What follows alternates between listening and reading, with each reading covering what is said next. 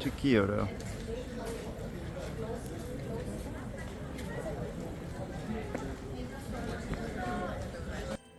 Upon arrival to Kyoto from Kanazawa, I explored the Kyoto Porta, which is an underground shopping area connected to Kyoto Station. The huge food court was too good to pass up, so I stepped into a location to try their curry rice with a nice piece of tonkatsu, deep fried pork cutlet breaded in panko, and then decided to try a Gozasaro. It's a pancake-like bun filled with sweet red bean paste made in a mold.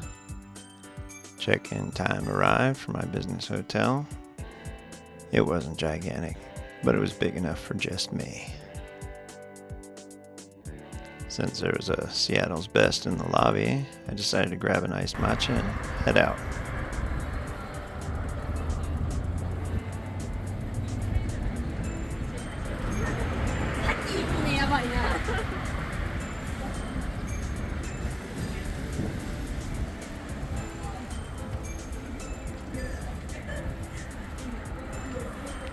Decided to start my exploration with Kodai-Ji Temple.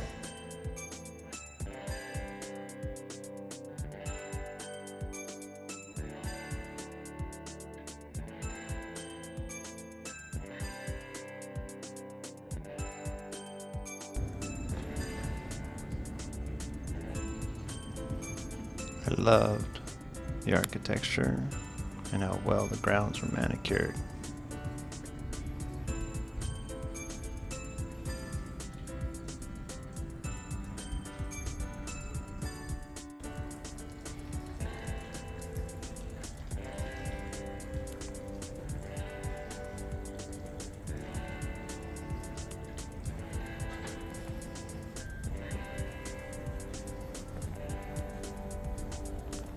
Of course, as a tall guy, I still gotta watch my head certain times.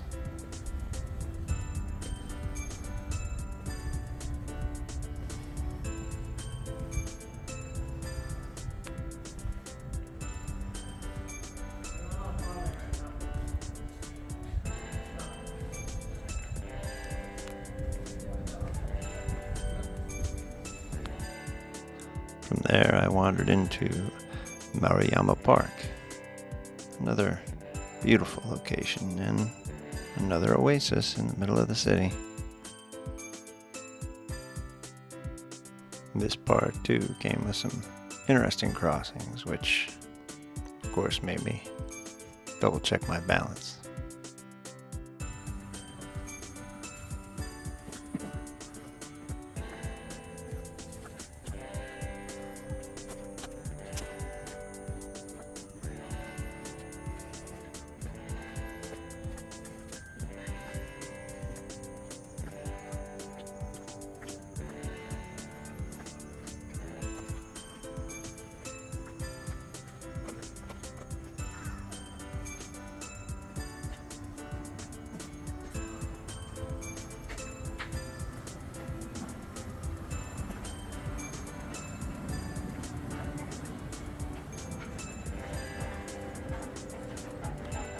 At this point, I decided to find my way to the Gion District. Sunset was approaching, and the city started to light up.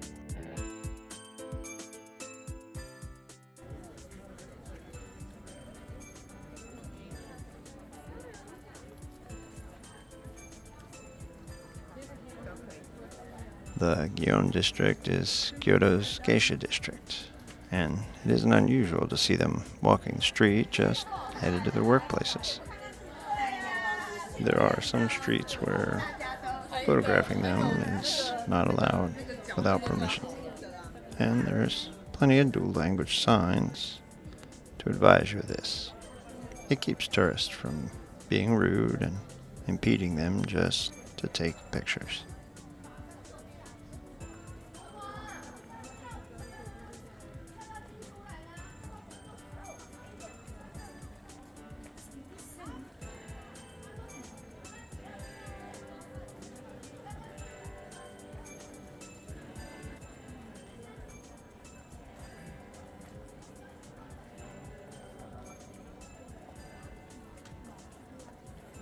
Hey, look, there's one of those signs.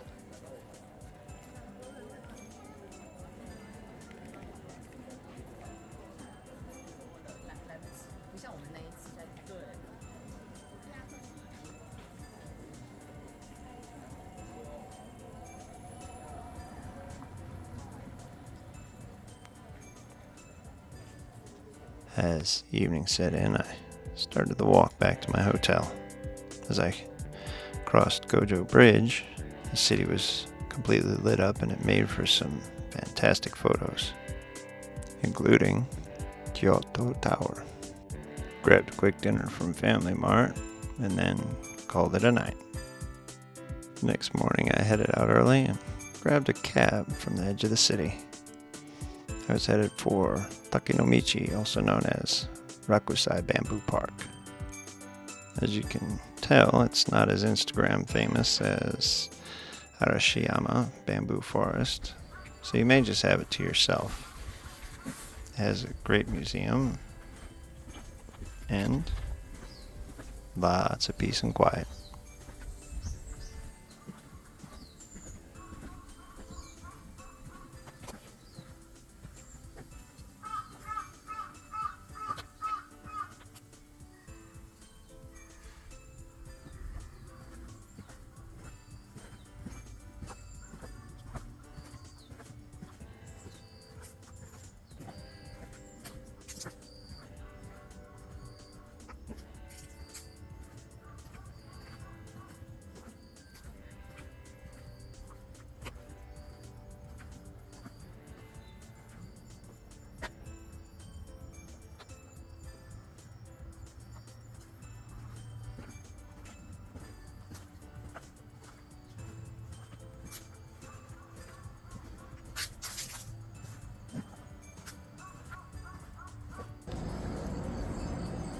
Well, welcome to Take-no-michi Bamboo Forest. It's gonna be a hot one today, so I decided to go outside the city and see something cool and get a little shade. But this is about 2 kilometers long of nothing but bamboo forest. But it's also not the typical place folks go see. So it's also really peaceful.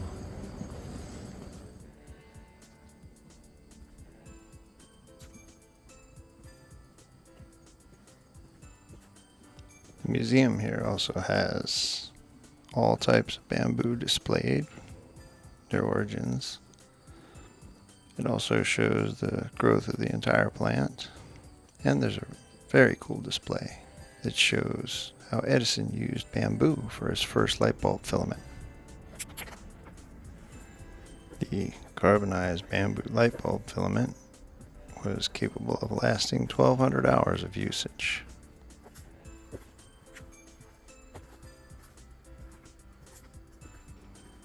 Behind the museum, you'll find this path with lots of information on the history of bamboo.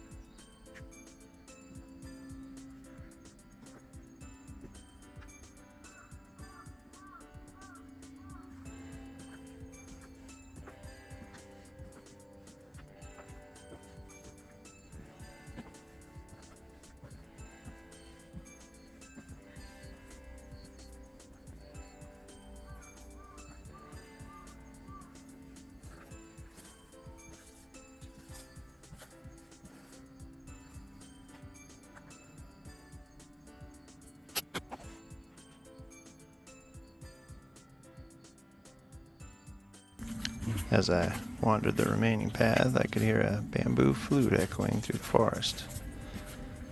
I would have swore it was added for effect, but no, it was a local gentleman playing his shakuhachi, the traditional Japanese bamboo flute.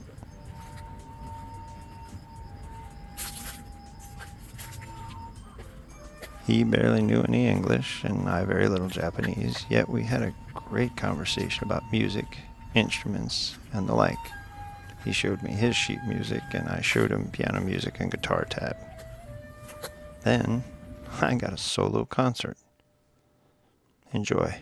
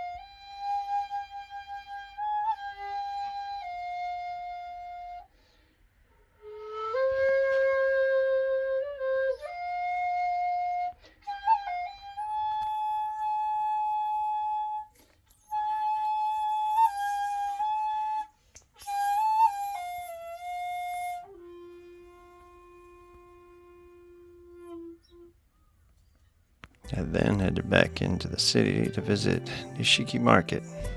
It was fairly busy, but I didn't mind since I have a bird's eye view.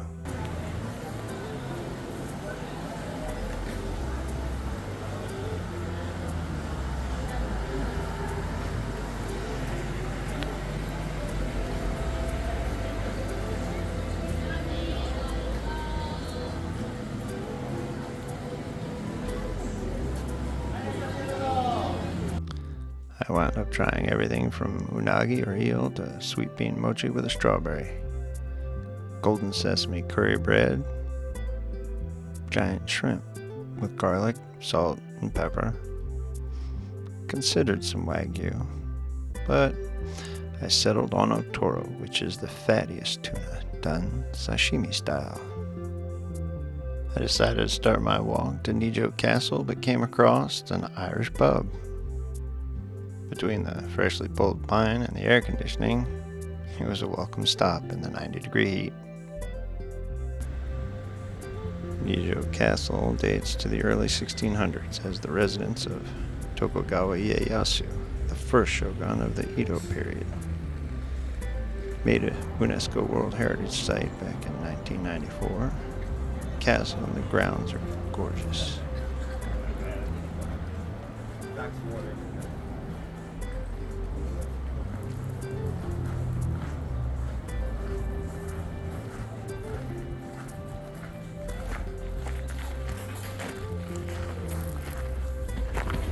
About to check out Nijo Castle in Kyoto.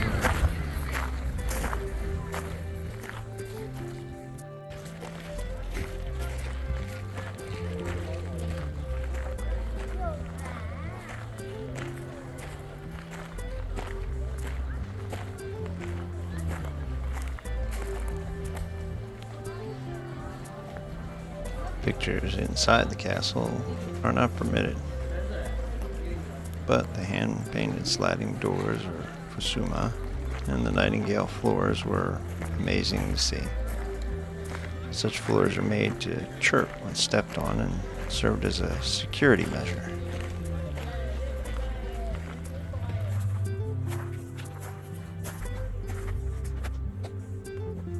Just beyond the castle, the Ninomaru Gardens are well manicured and have traditional ponds, ornamental stones, and groves of fruit trees.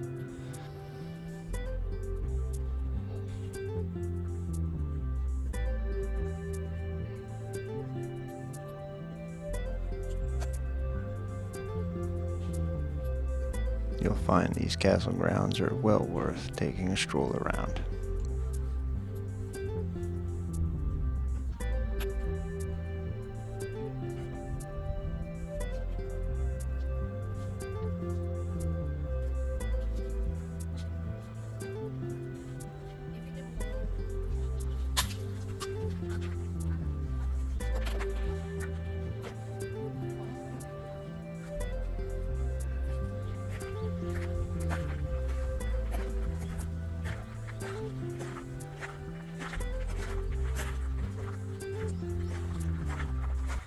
The cherry blossoms here are late season.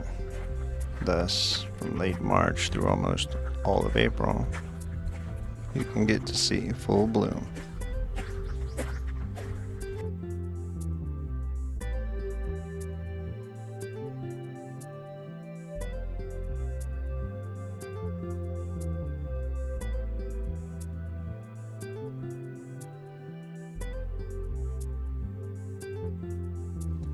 It was time to head back towards the hotel to pack up, but first I stopped off to admire the local craftsmanship.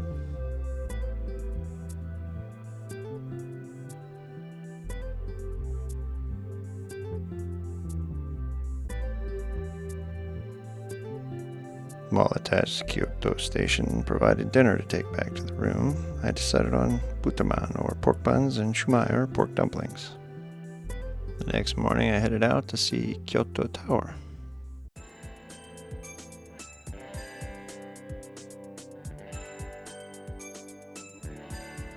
I hope you enjoy this actual look around Kyoto.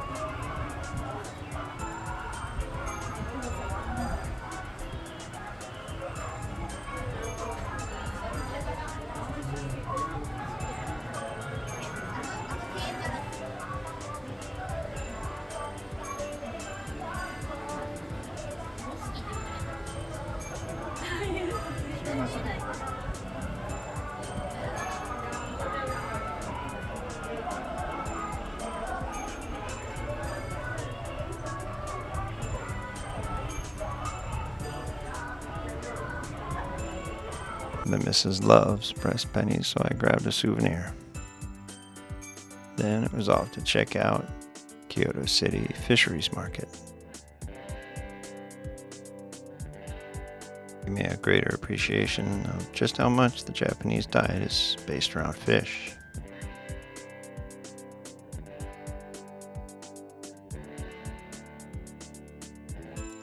Of course, there's always time for a silly selfie.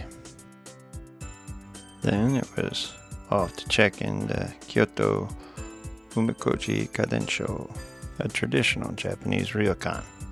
I chose this location for its multiple private onsen, as I have tattoos, which precludes me from using public onsen, although I'm not sure that I really would. I chose a traditional style room, which blended modern and traditional.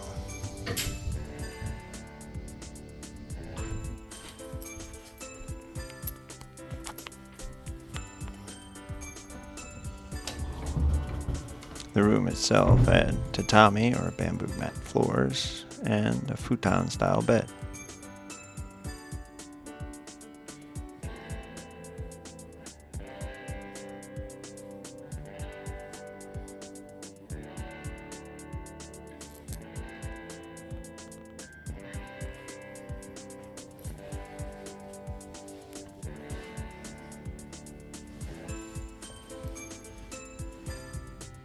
But the biggest draw for me was their multiple private open-air onsens. Then I headed out to grab dinner at Gyosuzaku Sushi Ichiba. Later in the evening, the ryokan offered ramen with soba noodles. I headed back to the room, relaxed and with a full stomach, and slept very well. The next morning I hit the station, grabbed onigiri and a smoothie for breakfast, tea and an ekiben for lunch on the train.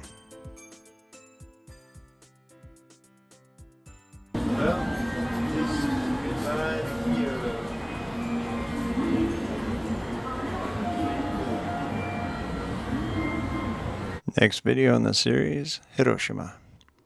Please like and subscribe, and don't forget, it's a big world. Go see it. Thanks for watching.